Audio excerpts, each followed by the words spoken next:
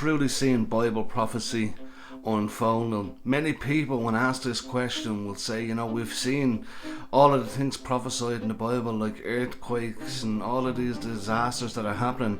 We've been seeing this happening for years and years and years.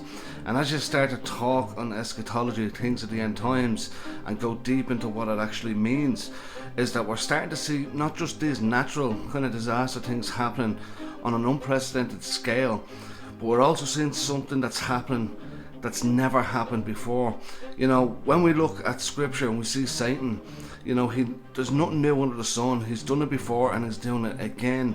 And it looks like as we draw closer to the return of Christ, as things are escalating to that precipice as we talk about, we see Satan is really starting a role of destruction. And this video is to really open your eyes that we need to be protecting our children more and more. And here's what the enemy is doing right now. Satan is after your children. Whoopi Goldberg, who raised a few eyebrows using the Bible to support the idea of kids getting gender change surgeries. Take a look. But my God, this is a party that says we believe in parents' rights. You're telling me that as a parent, I'm not smart enough to decide if my child and I need to have gender affirming. Our doctors are not involved. What is going on? So I can't decide what my kid reads. I can't decide for my child what my child says is going on. You're telling me your beliefs, and they keep saying it, and I keep saying, what Bible are you reading? Because God was really clear. Very clear. Another blaring example, drag queen story time. It's happening in Canada and America, where some public schools and libraries invite drag queens, some dressed like horned demons, to read to young children. And it's a social deconstructionist agenda. They're using children, little 5-year-olds, to accomplish this.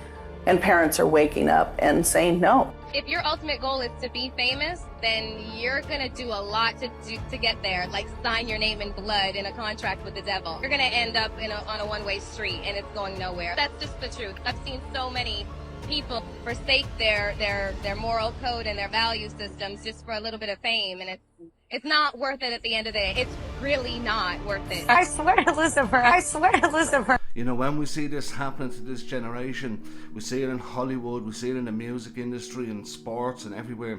They're sexualizing a young generation like never before. Everything we're seeing happening is, whether it be, the people in control, they're totally undermining everything that represents God and what God and how God told us to actually be. They're undercutting the value in the home in terms of the family, and they're really targeting the younger generation, and there is a reason for that. But not only are they doing all of this, now when it comes to even Satan worship, it's fully out on display for everyone to see. Hail Kennedy!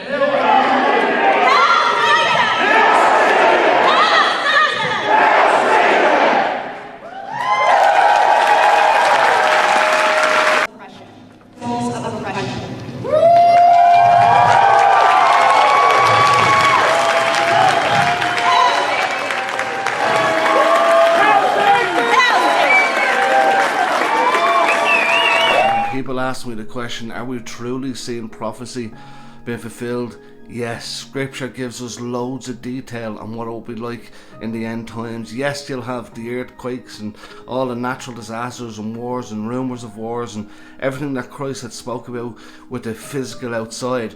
But also scripture tells us that people will be so in love with themselves and will so desire to push away from anything that is godly or righteous. We are seeing that happening today more than ever in all different countries, all different types of legislation through votes that they're trying to bring in. They're really counterproductive to the family, dividing the family up to where the child has the right to do what they want and a total disconnect with the parents. This is how we know we are truly coming close to the return of Christ. And when we accumulate all of these signs happening together at the same time, we truly know that we're close. Remember, God's always in control, and keep the faith.